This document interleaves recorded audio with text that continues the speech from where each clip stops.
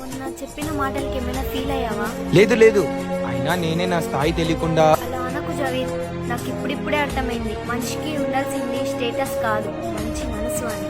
Sorry Javed, నన్ను మనస్ఫూర్తిగా క్షమించు అని అడగడానికి వచ్చా. మరేం పర్వాలేదు సానియా, ఇప్పటికే చాలా లేట్ అయింది కదా, మీరు వెళ్ళి పడుకోండి, నాకు కొంచెం పని ఉంది, చూసుకొని వస్తా. సరే జాగ్రత్తగా వెళ్ళరండి. సరే. సరే. నువ్వేం రావా? అది నాకు కొద్దిగా హెల్త్ బాగాలేదు, నేను ఈవినింగ్ వస్తాను. సరే నీ ఇష్టం. Bye. బాయ్ రా.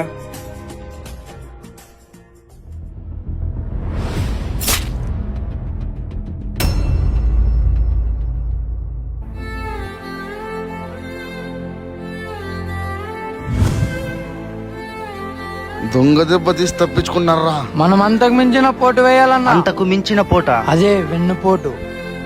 వెన్నుపోట అదెలా? ఇలా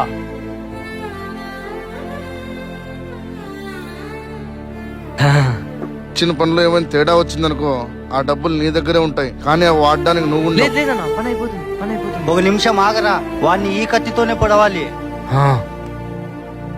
నమ్మచ్చారా ఈ కుక్కని? నమ్మచ్చునా, ఈ డబ్బులు ఎంత మంచి మనిషినైనా మార్చేస్తుంది.